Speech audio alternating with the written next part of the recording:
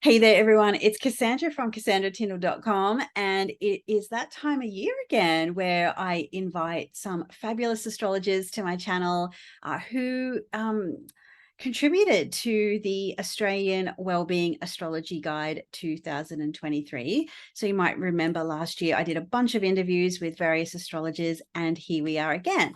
So the magazine is out. This is the front cover for 2023. It's available in newsagents, Coles, Woolies, in Australia, and you can also get it online. If you're outside of Australia, you can get digital copies. I'll put all the details of that in the show notes below. So the magazine is a quite a thick publication. It's like a little mini book. And in this year's edition, we have the lovely Alex Trenoweth, who I'll be introducing to you in a moment, Alicia Youssef, Gary P. Caton, Drew Levanti.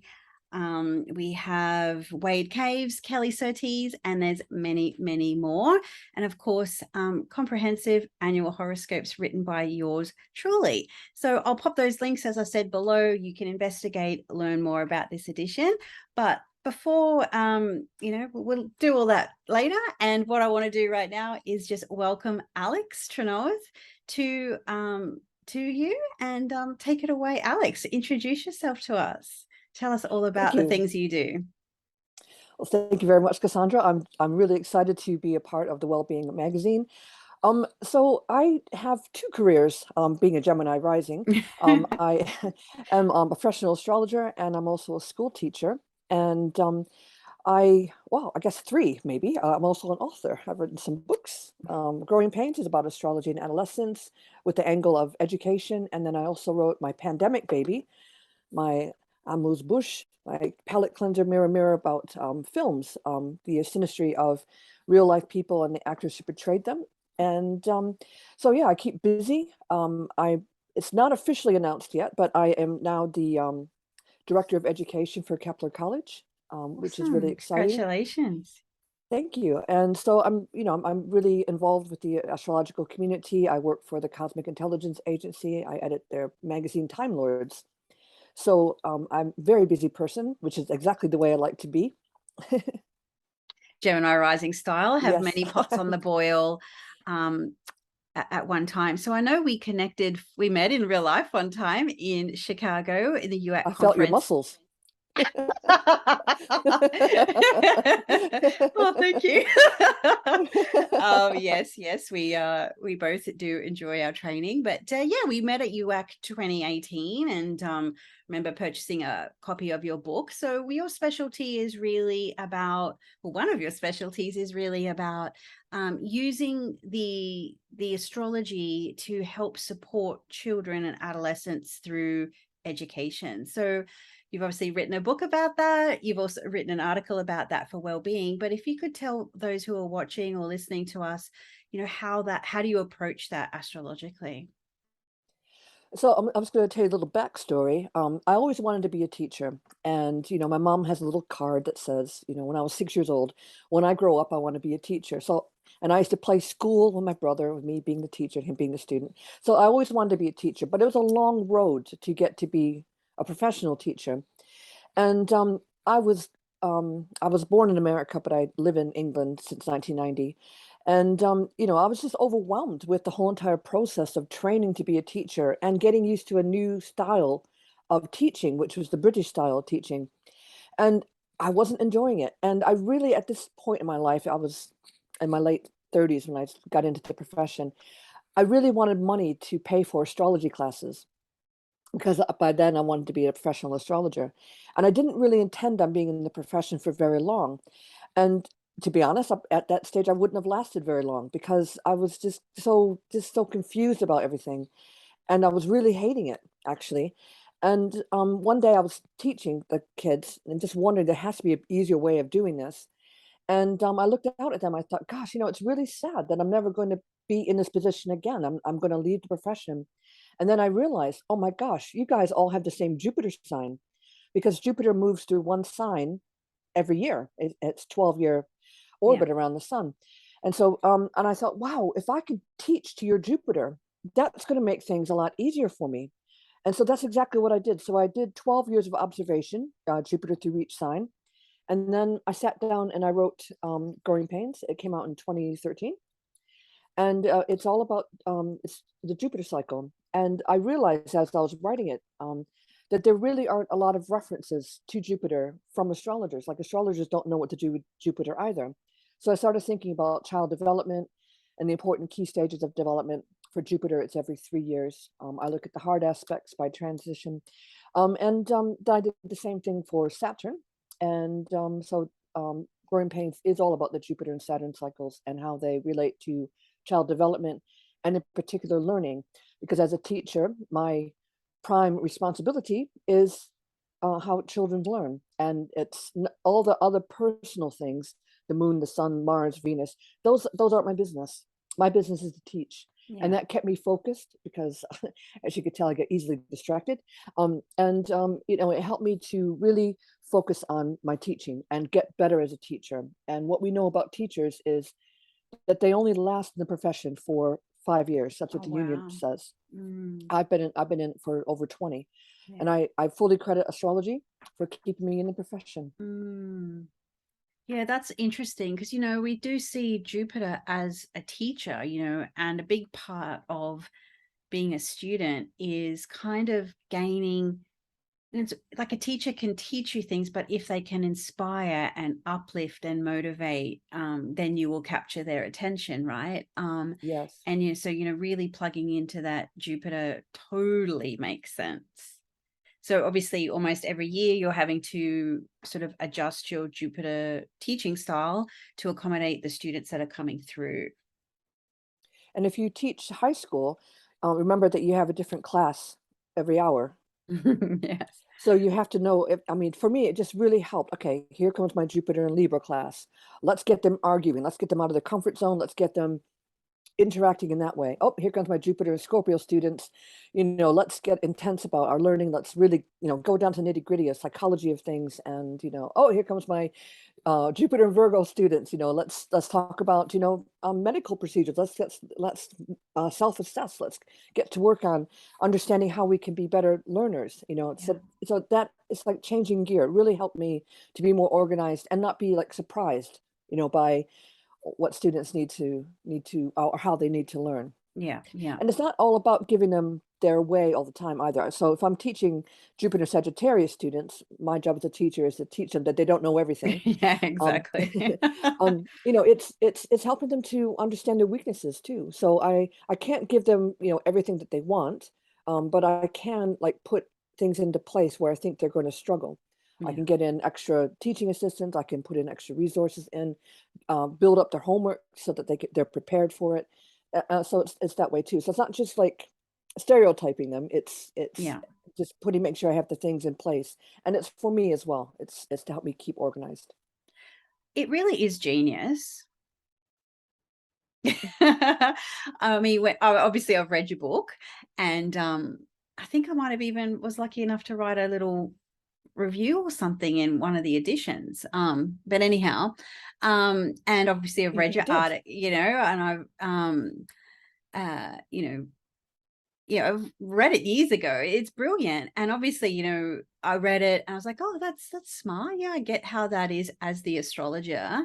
And this was before my son was of school age. And now I go back and reference that material because when his school teacher says, oh, blah, blah, blah. And then the astrologer and me, oh, yes, that's his Jupiter in Cancer. He's relying on memory too much. You know what I Yeah. mean? That's what Alex said in the book. So, even if you're not an astrologer per se, or you're obviously an astro enthusiast, but if you have children or grandchildren or in a position that where you have children in your life, this is still very really in-depth information and really helpful information, but you don't need to go into the nitty-gritty of astrology in order to be able to extract that information.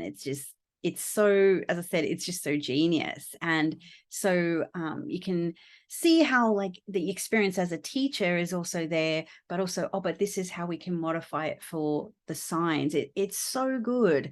So you know, of course, I read everybody that I know, and I was like, oh, there they are, there they are. And it's just, you know, sometimes it's just really great to just kind of apply to the strengths, and as you said, be aware of the shortcomings as well. So, you know, speaking of shortcomings, you also do a treatment for Saturn signs as well, right? Yeah, I mean, Saturn it has a terrible reputation in astrology as being the worst planet. And I don't believe that. I think that if you understand your Saturn and you honor your Saturn, then you will, when you reach your Saturn return or significant transits of Saturn, you'll be able to take your lesson, learn from it, and like graduate Yeah. um, that particular transit. And I think that's how we need to think about Saturn. It likes to be worked. It needs to be worked. So, for example, I have Saturn in Pisces, and what I understand about my Saturn in Pisces is that I need to be organized. I had to put extra. This is why I'm talking about being organized and understanding my students in advance, because if I don't understand that Saturn in Pisces, I do get overwhelmed, and Mm, if things fall apart very easily, and I don't think I would have lasted as a teacher if I didn't understand my Saturn in Pisces. yeah. So what I do every day is I make my bed, because that's where I dream. And I Mm, know there's a military saying that, yeah. if you make your bed in the morning, and everything goes wrong during the day, at least you come back to a nicely made bed. Oh, And it's and I a, it's a really like thing. that. Yeah. I really do like that Mm, idea of, the place where I dream has been honored. And um, so there's different ways of handling your Saturn, but I think the main idea is that you see Saturn as, yep, it's going to be difficult, but take what you need, build on it, and then mm. graduate with honors with it. Yes, exactly. You know, I think um you know, Jupiter seems to be the planet that gives you the opportunities through perhaps sheer luck or expansion, but the Saturn gives you the opportunities through, you know, nose to the grindstone, or those hard won lessons that you only get through being in the trenches, or, you know, applying yourself, you know, and Absolutely. then, you know, you either pass or fail the test, you know, and if you fail, well, you got to resit it. And Mhm. so you mentioned something in the book or in the article as well about the attitude or the approach to authority as a, you know, with each of the Saturn sort of generations. So did you want to speak to a little bit about that? Yes, I mean, I stayed in teaching for a long time, and I eventually came into management level, and I was in charge of a whole year group. And by chance, they also had Saturn in Pisces. So I was exactly 30 years older than they were. And it helped me to understand, okay, you guys see things exactly the way I see them in terms of discipline and just understanding, you know, okay, we have to be organized. We have to spend more time looking at our diaries, making plans. I made sure that as their head of year, that they understood the dates that were coming up, important days that were coming up. When I did their assemblies, I talked about things that were coming up in the week that had to be prepared for. So, it was all about helping them focus, on Yeah. the important things and Yeah. not letting them get distracted. And the other thing with Saturn and Pisces is that I call it the lifeguard aspect, in that they um, well, they don't want to get wet. They don't want to get their hair wet, so they'll happily paddle along the shores. But to get them to get submerged, either they have to be pushed in, or they have to be rescuing somebody else. There has to be a reason for Mm, them to get in the water. And so making sure that they understand, this is why we're doing this. This is why we're sitting exams. This is why we're doing this particular activity, and this is what the outcome is going to be. And then they're more happy to to jump in. So yeah. understanding, their discipline, how they like to be disciplined. I mean, nobody likes to be disciplined, but understanding their idea of discipline, Mm, it helps me to understand. Okay, this is the best way to get my point across without crushing them. Because as somebody in a position of authority, I don't want to hurt anyone's feelings. I don't want to damage somebody, but I do want them to understand these are the rules. This is why you got to follow them, and we're all going to do this together. Because kids will look complain about exams. Oh, I don't want to do exams, but I tell them, listen, we got to do exams for the rest of our life.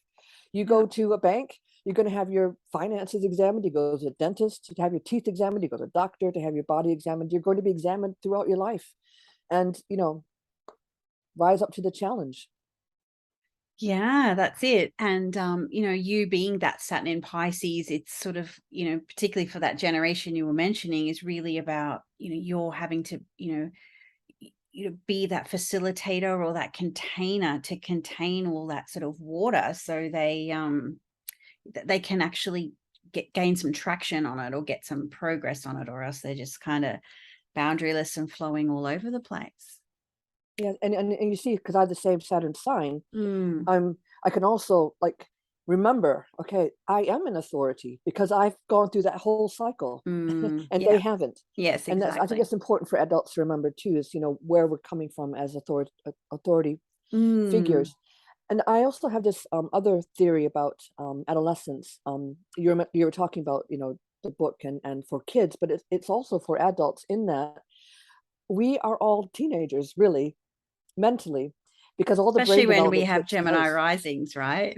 Yes, because all our brain development, the major brain development, happens during adolescence. So we're kind Mm, of locked in to that mentality. And so, going back and reading your Saturn and Jupiter sign and understanding your own adolescence helps you understand yourself yeah, and that and it where you come from. yeah, I'm glad you spoke to that, because, obviously, reading the work, I read my own, and it was like, oh yes, that's where, the good things were, and maybe where some of the challenges or the things that I could do better were as well.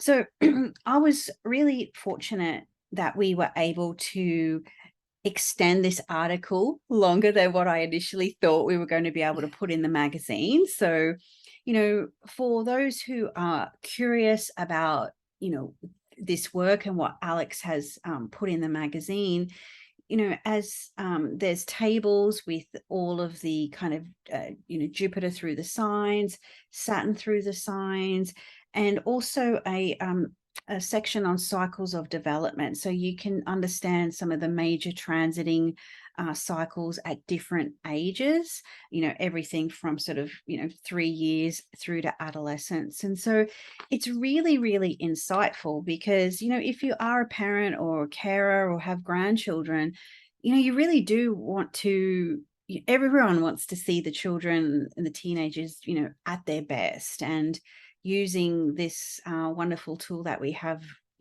astrology, we can really help people do that. So thank you, Alex, for this work. I mean, it's going to be revelatory, I think, for a lot of people who read it.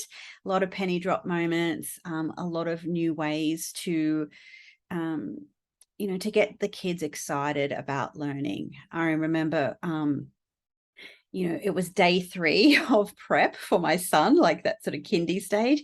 It's like, first day was really exciting.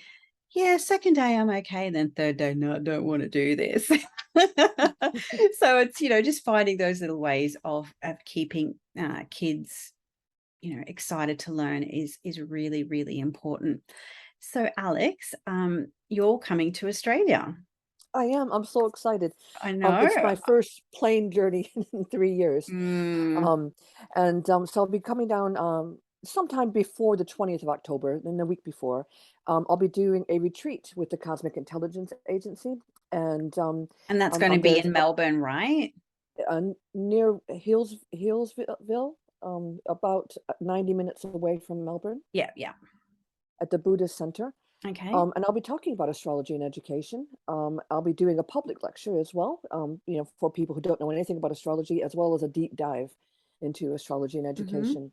And I'll be speaking at a few local groups too. Excellent. So, if you would like to provide me with maybe some links to Mhm. those events, and I can put them in the notes below. And will you be holding in-person readings or consultations or anything like that while you're traveling, or are you just sticking with the talks? I'll be doing readings as well, but I also do them online. Okay, yeah, How we all have been working over the past couple of years. But yeah. I'll be doing various different things. I'm bringing my tarot cards too. Oh, even Um, better. Everyone loves to play with the cards. Yeah, that's yes. so good. Excellent. And you're coming to Brisbane as well. So you'd be speaking I to am. UFA, I believe. It's not quite sorted out yet. Okay. But yeah, I'm speaking at various places, but I'm only speaking about astrology and education at the CIA retreat. Ah, So okay. if you want to hear that talk, you have to come to the CIA retreat. And there's a week that they have their early bird prices going on. Okay. So it's a good time to book up. And if you live in Australia, it's perfect for you. And if you're Exactly. coming in from abroad, it'll be a great adventure. I'm Yeah. just So, hoping I don't see any spiders because I'm terrified of. oh, look, everything wants to kill you here, Alex. And it's so like, well, you'll be coming in magpie season, so you don't need to worry about the spiders. Oh, oh, good. The Okay. Thank goodness magpies, for magpies. oh no, they'll kill you before the spiders will. It's like an Alfred Hitchcock movie here in spring. The Aussies will be laughing, trust me, and everyone else will be going, "Oh my god!" But no, obviously, it's not as bad as our reputation. So, but maybe we're just used to it. That's anyway. I think you are. So what's your website, Alex? Do you have a website? It's Yes, it's www.alextrenoweth.co.uk. Okay, That's fantastic. So just my name. name and yep, UK. So what we'll do is we'll put a link in that as well. So there's plenty of links where people can find out more about your work or investigate the events that you've got coming. So excited that you're coming to Australia, and I'm so excited that hopefully we'll get the chance to catch up too. That'll Yes. be awesome. All right, Yes. everyone. Well, thanks for joining us. And thanks, Alex, for your excellent work in the magazine and for joining me today. And Thank I look you. forward to seeing you hopefully in Australia next month or early, when did you say? 20th of October for a few weeks you're To the coming? 23rd, 20th to 23rd, and I'm staying until mid-November or on the Oh, 15th of awesome. So, November. yeah, you're staying for the Scorpio season. Yes. Awesome. All right. Well, thanks for coming, Alex. So great to chat with Thank you. you. And thanks for Good to chat with everyone you. for tuning in.